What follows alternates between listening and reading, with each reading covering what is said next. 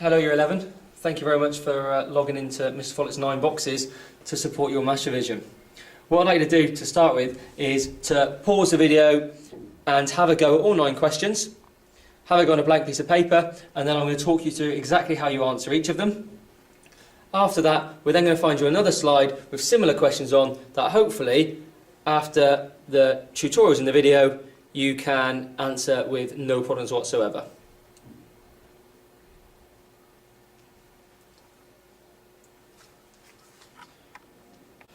Okay, so hopefully you've had enough time to answer all 9 questions.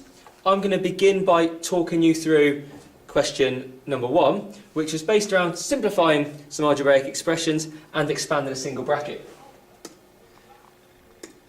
If we take a look at the first one, what we need to do is we need to get our number of x's together and our number of y's together. Now, those of you in my class, you'll know that I recommend we put circles around our number of x's and squares or rectangles around our number of y's.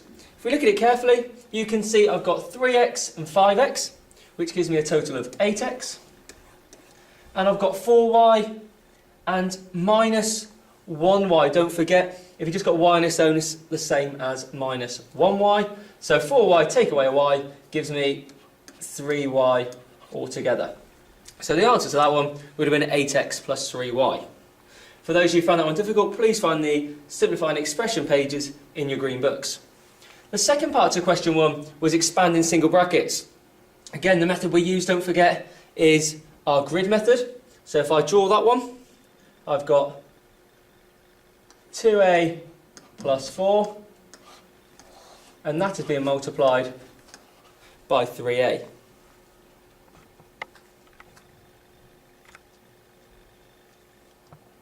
So what we're going to do is 3a times 2a, 3 2's are 6, and a times a is a squared.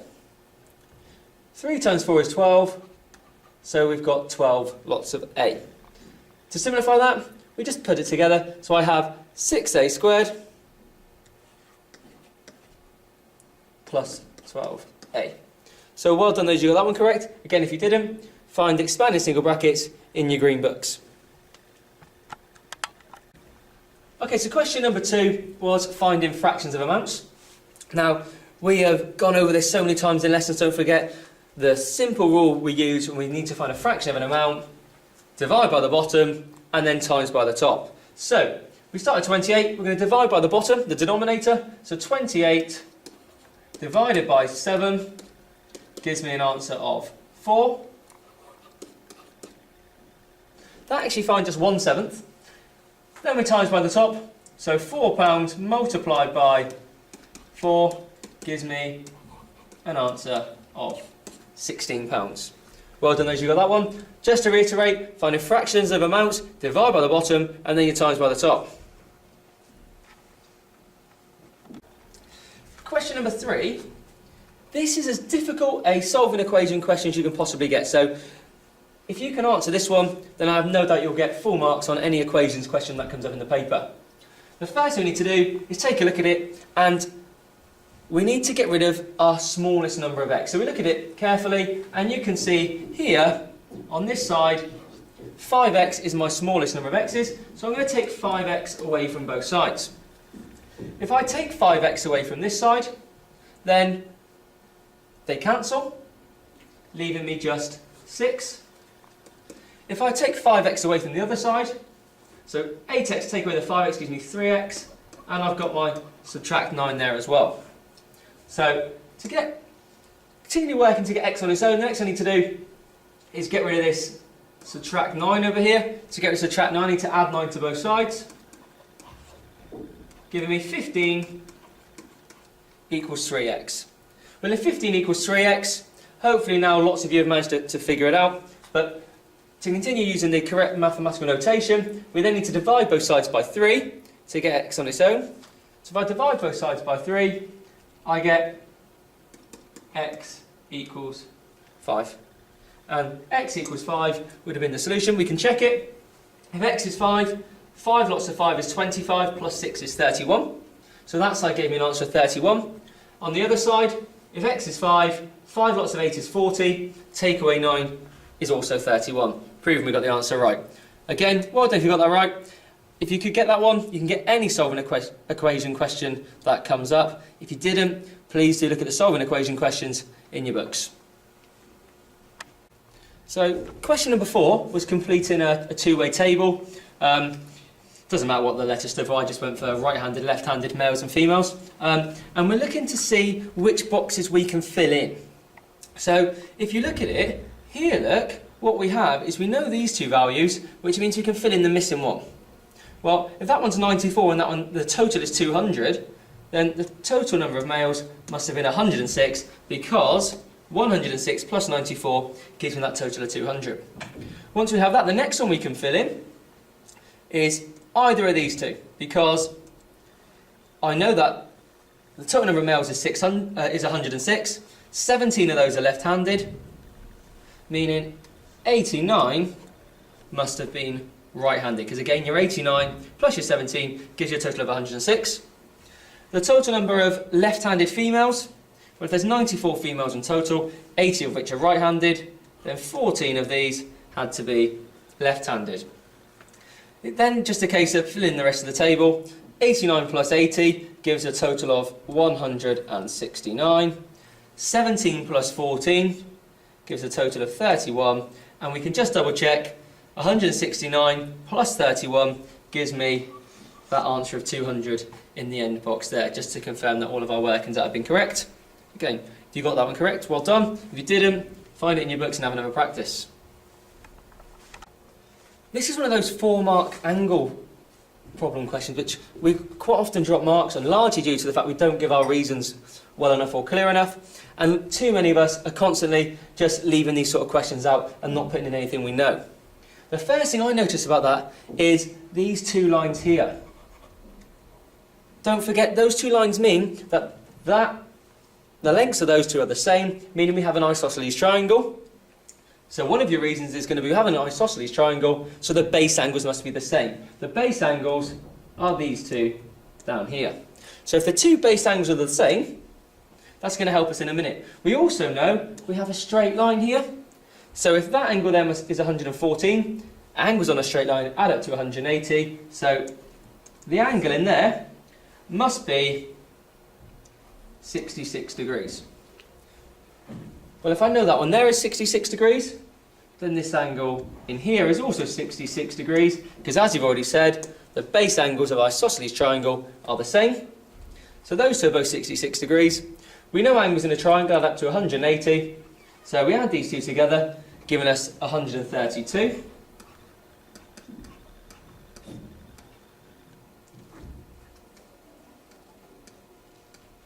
And our missing angle must be 180, subtract 132. Obviously make sure you get all of this working down in your exam, meaning x equals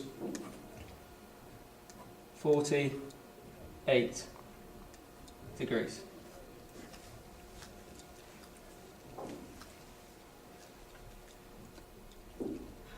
If you couldn't do that one, please make sure, again, you find the missing angles questions in the books and give your reasons. It's these reasons, it's giving the reasons for me that is so important. Question number 6 is finding the area of a trapezium. And for this, you need to remember the formula. For any of you who can't remember the formula to find the area of a trapezium, don't forget, go onto YouTube, type in the area of the trapezium song, and listen to it hundreds and hundreds of times until you're absolutely sick of it and you know the words by heart. To find the area of a trapezium, you need to do half the sum of the parallel sides multiplied by the distance between them. So the parallel sides on this one is 8 and 12. Half the sum of them, well, 8 plus 12 is 20. Half of that is 10. And times the distance between them, 10 times 5 gives me an answer of 50 centimetres squared. Don't forget your units, please. So just to confirm, it's half the sum of the parallel sides, so half of 8 plus 12, times the distance between them, so times by 5 gives us an answer of 50 centimetres squared. Again, if you couldn't do it, listen to the song and find it in your books, please.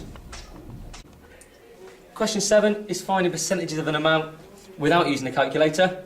Whenever we find percentages, don't forget, like I've always told you, find 50% if it's helpful, or immediately go straight to finding 10%. To find 10%, we divide by 10. So 10% equals 12. Well, if 10% is 12, we know 5% must be half of that, so 5% has to be 6. We wanted 6%, so the next thing that's going to be useful is finding 1%. Well, to find 1%, if 10% is 12, then 1% must be 1.2, because 10 lots of 1% is 12, and 10 lots of 1% is 10%, so that makes perfect sense, doesn't it? And then to find 6%, we can add together our 5% and 1%. So 6% must be 7.2. Percentage amounts without a calculator, find it in your green books, but also make sure you can find percentages using the calculator as well, so ensure you know a formula for that. So question number 8 is a Pythagoras question, and you can use a calculator for that. As soon as you see a right angle triangle, you need to be thinking about what they can ask. They can ask you to find the area of it, using half base times height divided by 2. So question number 8 is a Pythagoras question, and you can use a calculator for this. The key here is you can see we've got a right angle, so a right angle triangle, so one or two things, we're either using Pythagoras or we're going to find the area of it. So read the question nice and carefully. Pythagoras, don't forget, we add our squares on to every single side, and then we find the area of the ones we know. So the area of that one is 16, and the area of this one here is 49. So the area of the largest square, because don't forget the largest square is always the square on the end of the hypotenuse, the opposite side to the right angle, is the other two squares added together, giving me a total of 65. So that's the area of the square.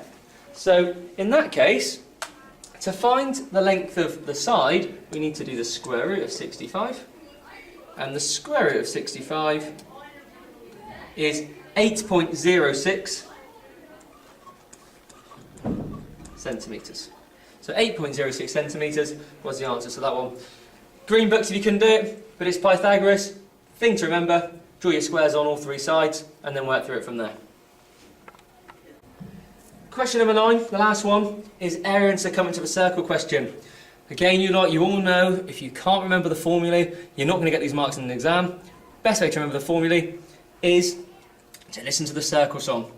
You're all sick of it by now, but again, if you've not remembered it, go onto YouTube, type in the circle song, and keep playing it until you remember it really well. So to find the circumference, I'll do the circumference first. We use the formula pi d. Don't forget d stands for the diameter, and on this question, we're given the radius. So the diameter is the whole way along, isn't it? Whereas obviously the radius is from the outside to the centre. So the diameter must be 10. So in that case, the circumference is pi times 10. When you type that in, pi times 10 gives you an answer of 31.42 centimetres. Circumference is a distance, so that's just in centimetres. The area, the formula is pi r squared, so pi times the radius squared. The radius is 5, so I do pi times 5 squared. So you type that into your calculator, and you get an answer of 78.54 centimetres squared. Don't forget it's centimetres squared when it comes to area. Well done for listening and working through all of those. These 9 questions I genuinely believe are worth about 30 marks in your exams and are things that you really need to know. So keep practicing it, use your green books to help you, and let us know if there is anything else we can do. We'll have some more questions on these coming up in the near future.